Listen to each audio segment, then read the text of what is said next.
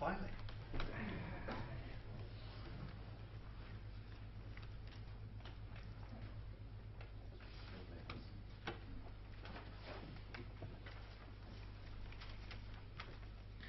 It is a great privilege for me to be with you this afternoon.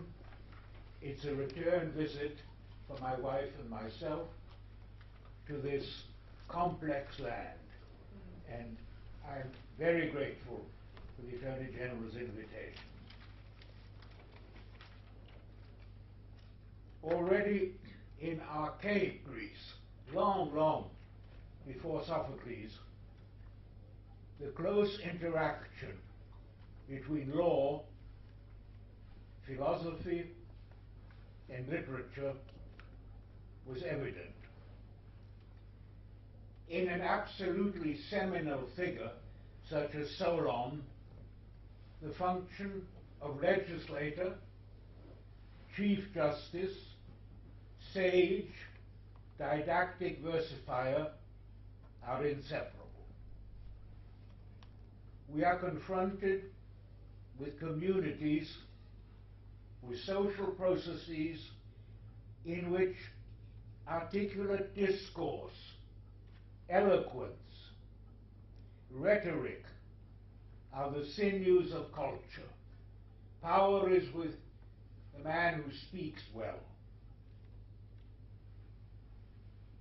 Political structure, power relations, argument and rebuttal, the dialectic, determine the evolution of Greek civic and public life, of the polis, of the politeia, of Greek philosophic inquiry, long before Plato, and then of Greek drama.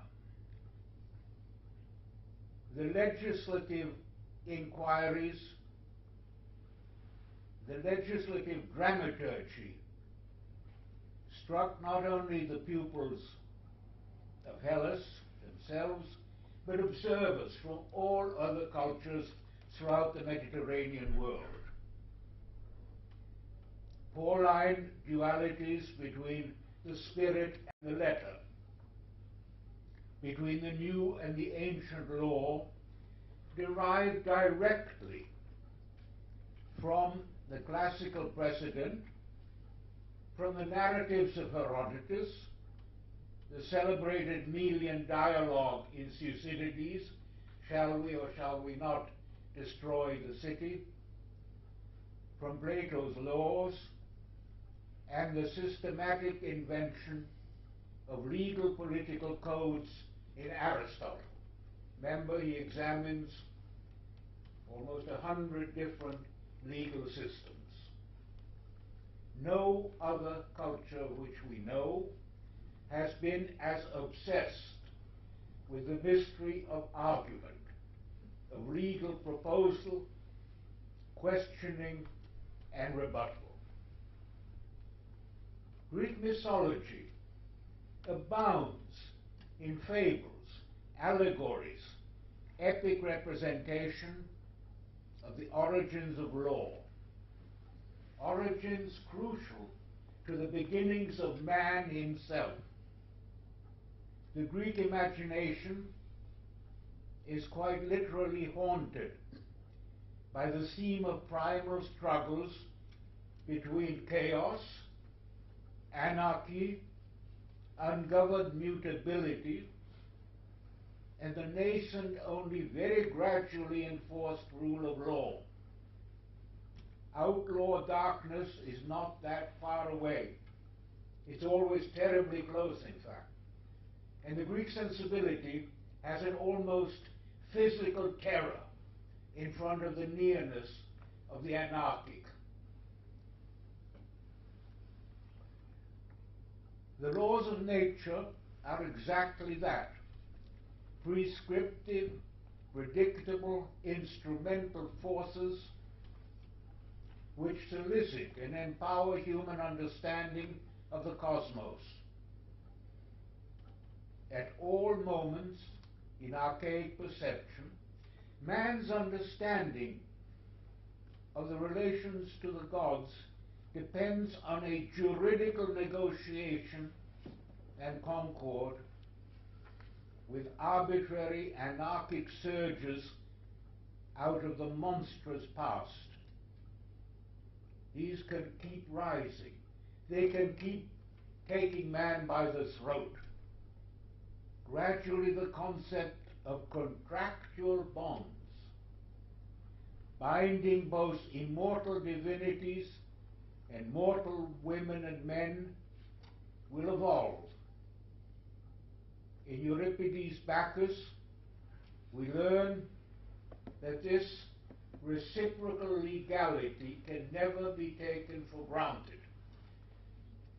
The end of that, perhaps greatest of Greek plays, most complex, most mysterious, is alas marred by the fact that the scroll that has come down to us is not entirely complete. But there is a debate, an overwhelmingly moving debate, in which suffering man, faced by an inhuman punishment by the god Dionysus, says, how can you do this to us, to men?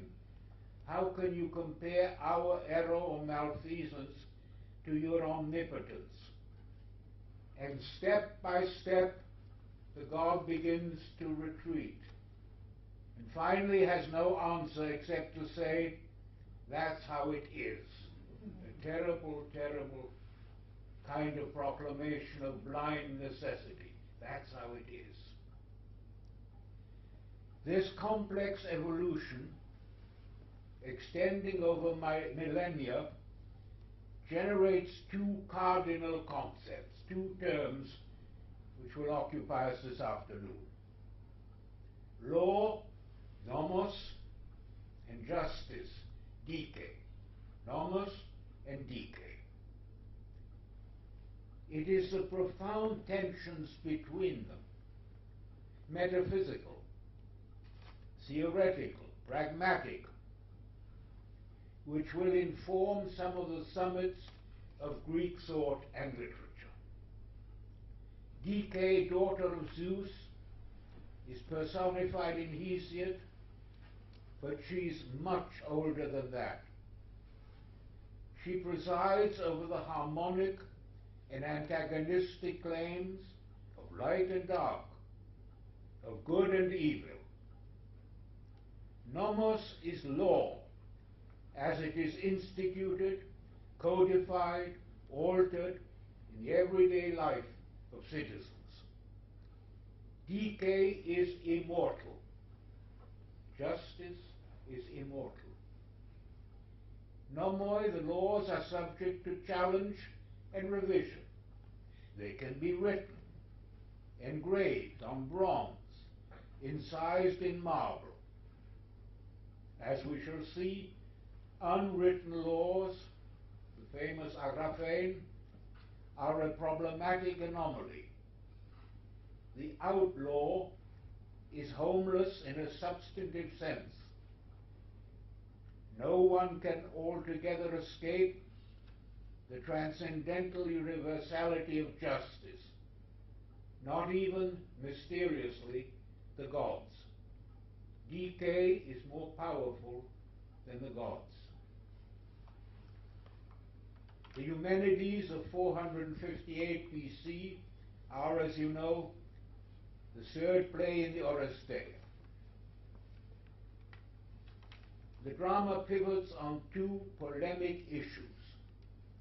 The first is biosocial, the second juridical.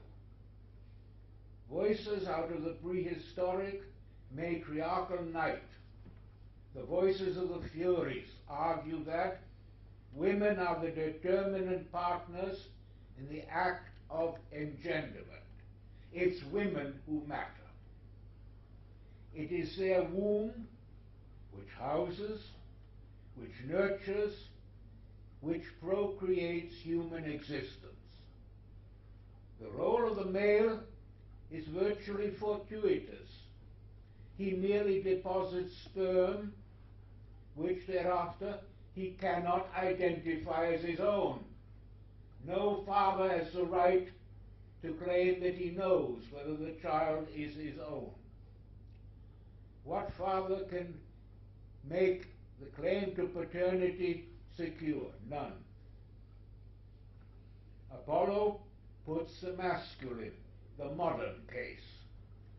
Woman is nothing, he says, but the passive, transient container of man's seed. Parricide, or the murder of a husband, homicide, is a crime greater than any matricide. Orestes has avenged his father Agamemnon, foully butchered by his adulterous wife Clytemnestra. Moreover, Orestes has done so on Apollo's express commandment that blood-dripping Furies must desist from harrying him.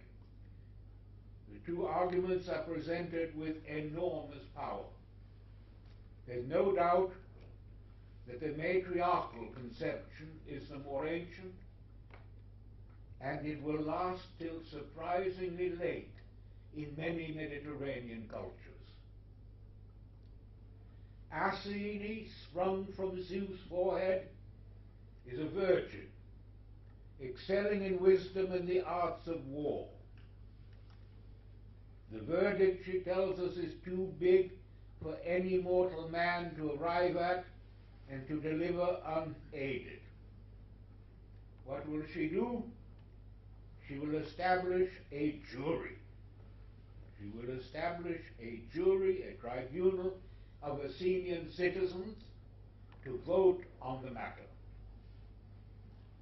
She ordains that a hung jury shall serve as acquittal. This is a fascinating moment. We would like to know much more about that. Where does that idea come from? It's not, of course, invented by Aeschylus. A hung jury is acquittal. So there is always a prejudice in favor of the accused. Athene's own vote allows and authorizes, it goes 6-6, Orestes' acquittal. 6-4, 6 again. Athene's own vote is one of the 6 for acquittal. But it does much more than that. It empowers Athene to assuage the Furies, to invite them into the city, where they will perform an honorable part in the remembrance and enforcement of familial pre-civic ideals. In the ideal polis, the ancient matriarchal elements will not be eliminated. They will give an honest substratum to family life.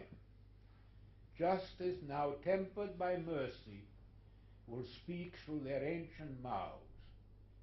They will become the Eumenides, the favorable ones. The Erinyes become the Eumenides. A footnote, how was this staged? The Furies, we know this from vase paintings, had enormous masks surrounded by hissing snakes, dripping blood from their fangs. The Eumenides are radiantly beautiful and bring joy and forgiveness to all who will look upon them. How was this done? There's no costume change possible in Greek drama. They're wonderful guesses. No scholarship really knows. In Japanese no drama, they can change the angle of the mask. They can change the way in which the mask strikes you and can be seen. Was that, I say, how it was done? We simply don't know. But the moment is incomparable. Over the city of Athens, a law which has now incorporated justice. The two are brought uniquely together. Dike and nomos are reconciled. One can't help think of Freud's very bad joke, but he loved it. What was Freud's favorite joke? You won't believe this, but it was. Man in front of a court in Vienna, has been accused of killing both his parents. And he says, please bear with me, I'm an orphan. And Freud thought this was staggeringly brilliant. Oddly enough, it goes back a long, long way. The archetype of that bad joke takes us right back into ancient Greece.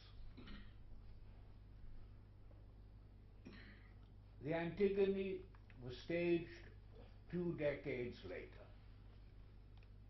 It may, in the case would be exceedingly rare, enact a myth invented by the dramatist.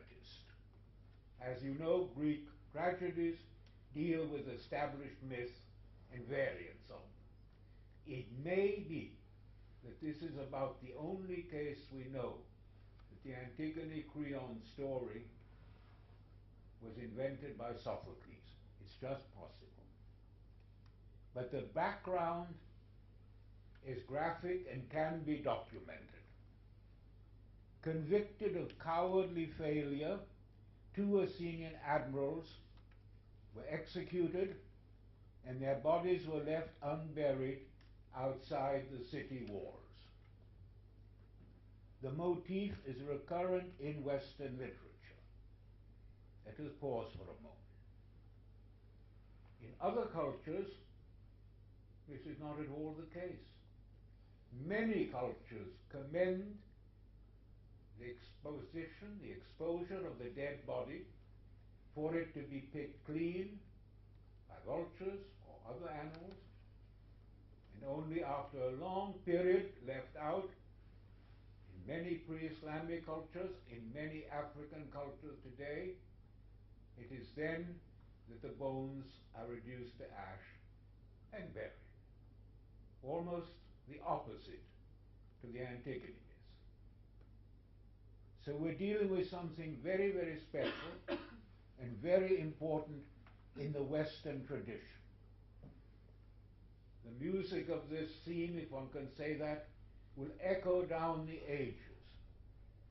In Webster's great dirge in The Duchess of Malfi for the friendless bodies of unburied men, in Sartre's play Les Morts sans sépulture, the dead without burial, over and over again. A taboo, probably prehistoric, attaches to the exposure of the dead in Western traditions, not, I emphasize it again, in other cultures.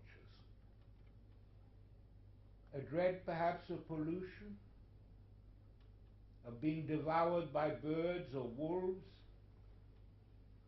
Deeper still, the intimation that the soul of the departed will find no rest, no homecoming, until the body is laid in peace.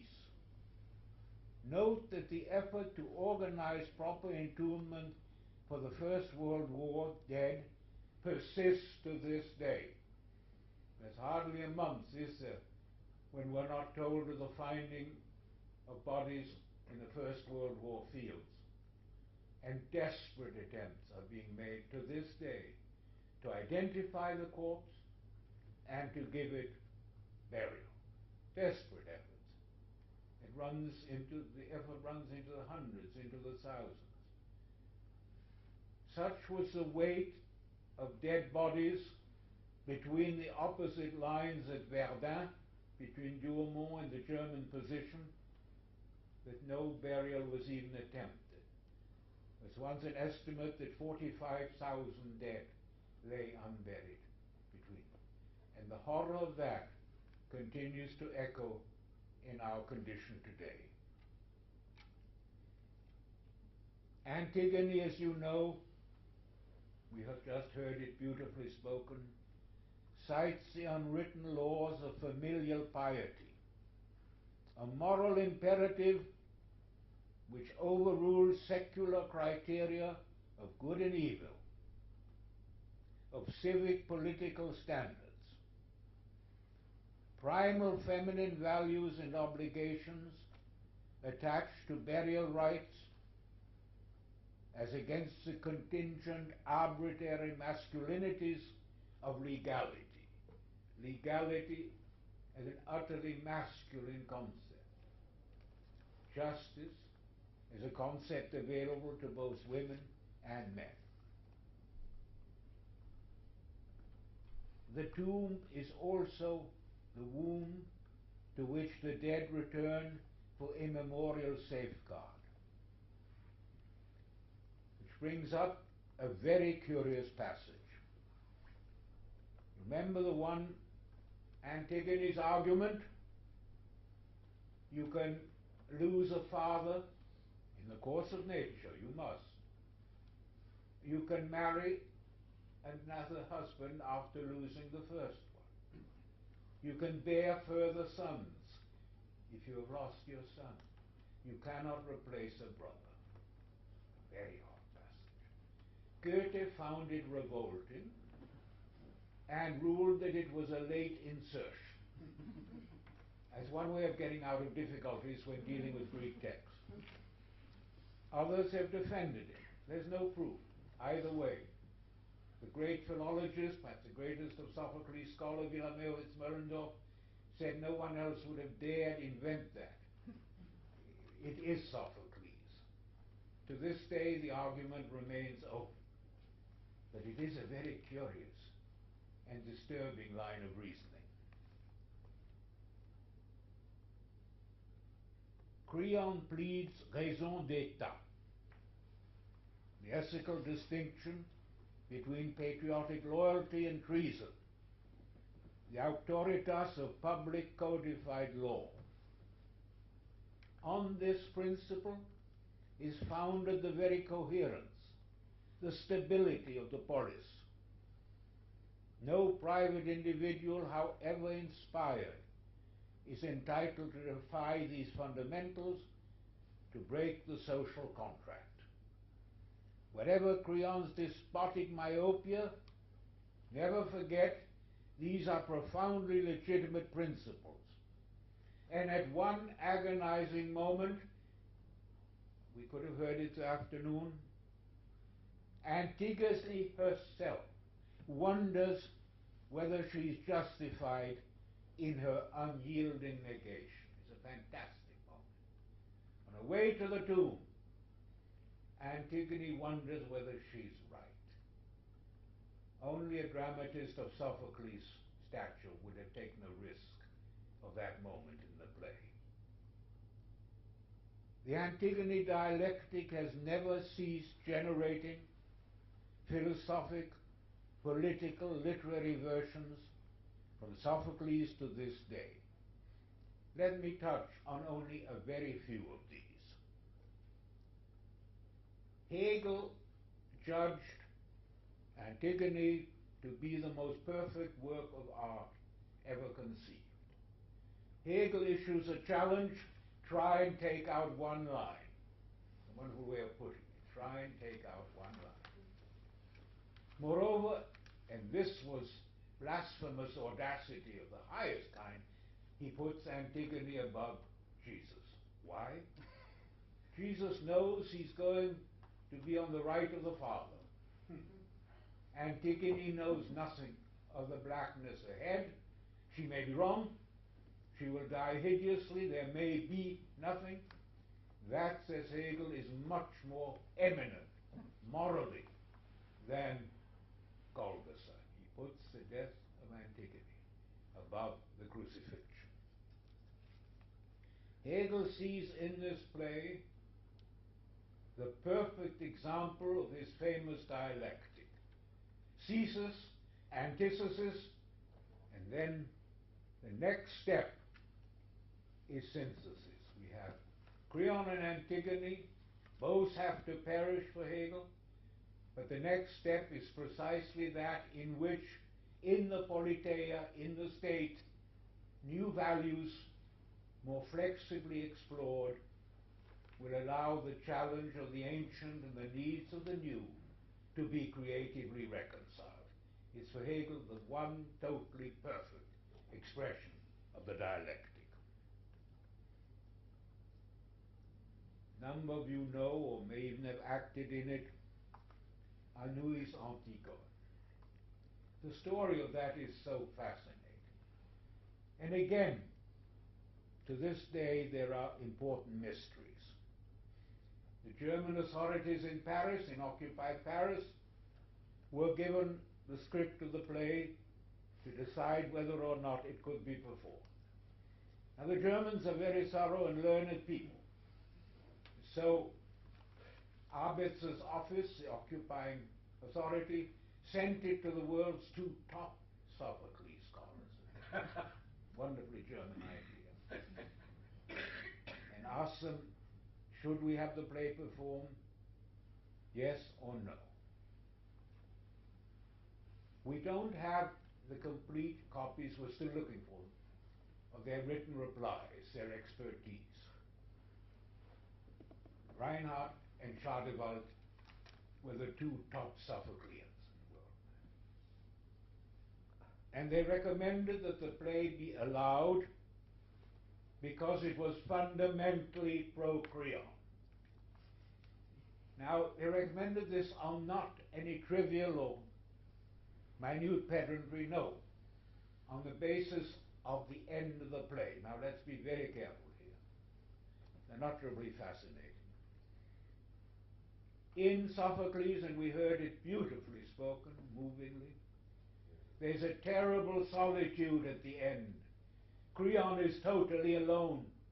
Children are dead, his wife is dead. The horror is one, there is nothing left. What does Anouilh do? The horror is there, wife and children are dead, but he has, and the stage direction is unequivocal. He has his hand on the shoulder of a little page boy, Montpage. He's not alone.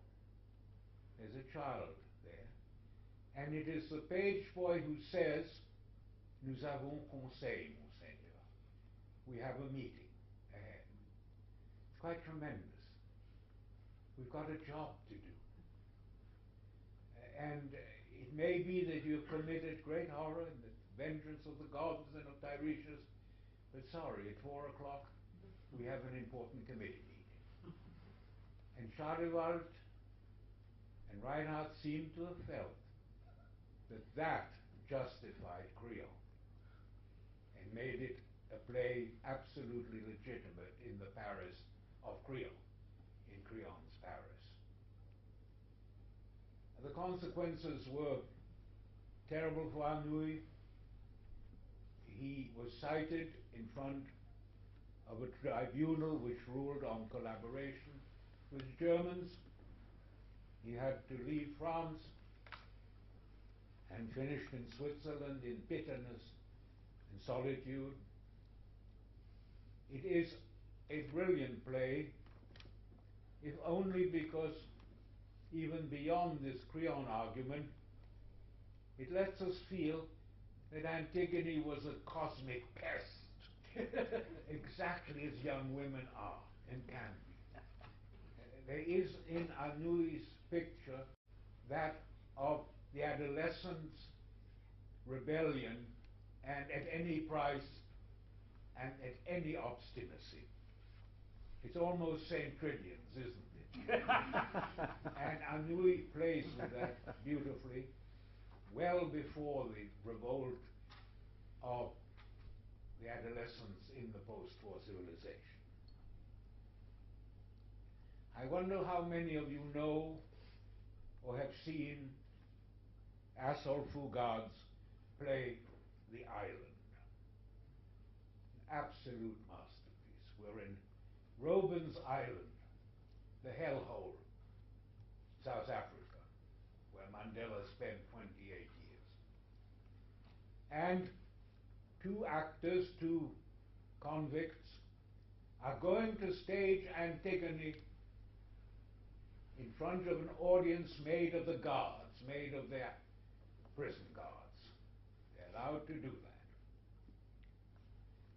And the old actor and the very young. And why can't the young learn his part properly? Wonderfully shown. Finally, the young man gets angry. says, look, Antigone had it coming to her. Why did that stupid ass confess to doing it? Why didn't she simply deny it? Or why didn't she make life hell for the police? And the old man, and this is truly a miracle stroke, the old man switches roles with the young. The young becomes a fierce Creon. Entirely at home in the part, he has no trouble now learning it. Makes sense. And the old man is the Antigone figure. It is one, I think, of the very great versions of the story and of the play. These versions run at a very rough amateurish estimate into more than 100. There's scarcely a language which hasn't had its variant on Antigone. We have fascist versions, we have communist versions, the extraordinary one by Bertolt Brecht. We have part-time translations, Hölderlin, surpassing greatness. We have, to bring things home to this land, we have Yeats's. We have so many different things. The spell has been unbroken for 2.5 millennia. And even as I speak, there are obviously new Antigones underway. During the years which immediately followed on the publication of my book, they almost poured in on me, typescripts, manuscripts, including samizdat versions from Eastern Europe. A completely formidable Romanian version, never performed, never published so far as I know, located in the oil fields of Ploiești. Located there where at the time a strike meant immediate imprisonment and execution. And it tells the story of a young woman who decides to organize a strike against the prevailing regime. And of course she will be terribly killed. And that was the Romania of Ceausescu that time. There is not a society which has not found in this story an intimate and compelling echo of its own situation and necessities. Not so very long after Sophocles, every aspect of the conflicts between law and justice was actualized in the most famous of all trials, that of Socrates.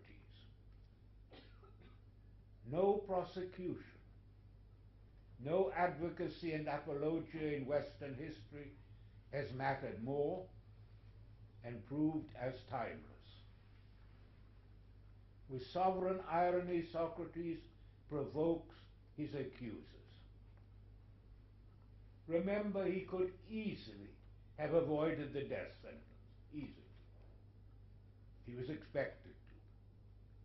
Once incarcerated, he could have escaped into exile. His disciples plead with him to do so. The prison door, they say, is open. Socrates refuses any illegality while demonstrating the injustice of the charges against him. Deliberately, as it were, he opts for Creon's doctrine of the supremacy of law. It is Socrates who speaks for Creon. As it were, he says, an individual fate, however tragic, however unjust, adikaos, must not prevail against nomos, because no individual is greater than the law.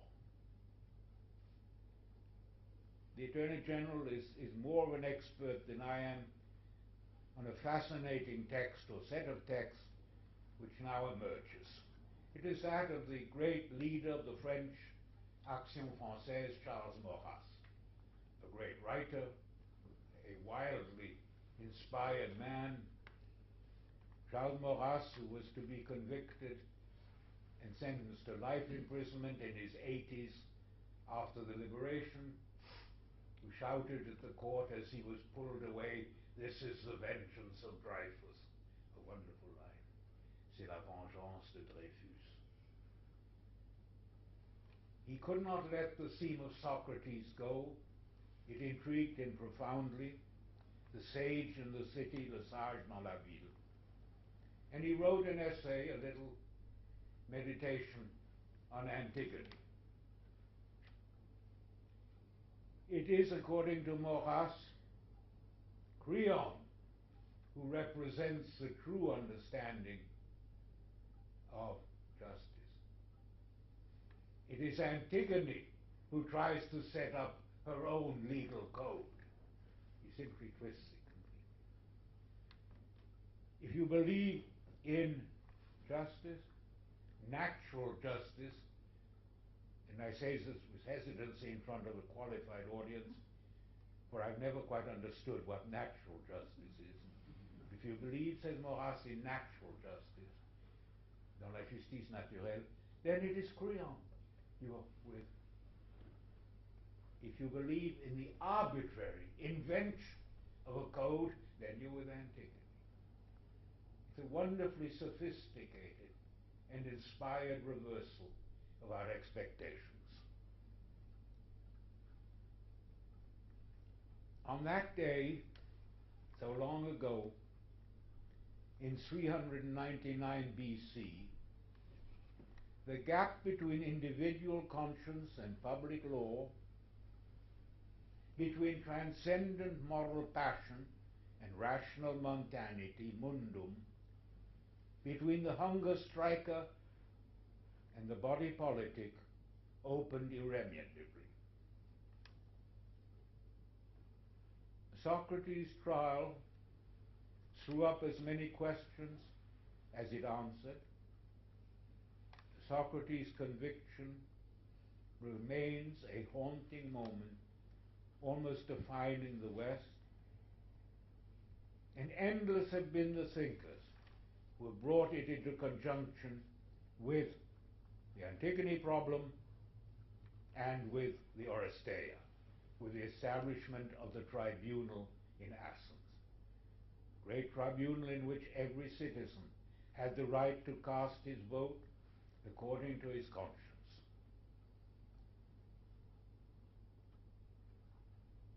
One would like to take refuge in that very fascinating Scottish formula. Correct me, I know you will. So far as I know, it's unique to Scotland, to Scottish law. That famous phrase, "not true." I find it immensely useful as a student of literature and philosophy. Seems to me to cover the most difficult cases in a far better way than our yes-no structure. The issues are as deep today as they ever were. The center cannot hold, taught Yeats. The center has never held, answers Sophocles.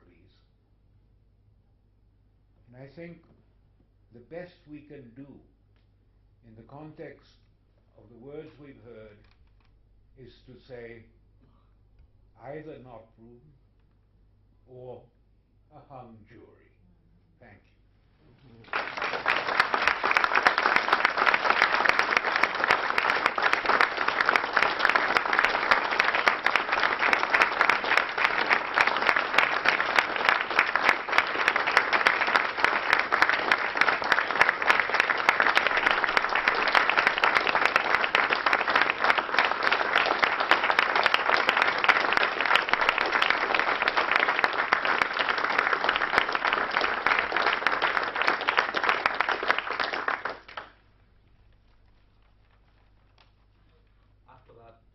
Silence only is possible, I think. But We have corporeal needs as well, so let's take a break and come back at 5:10 when we'll have the discussion session chaired by the ministers and introduced by Eugene.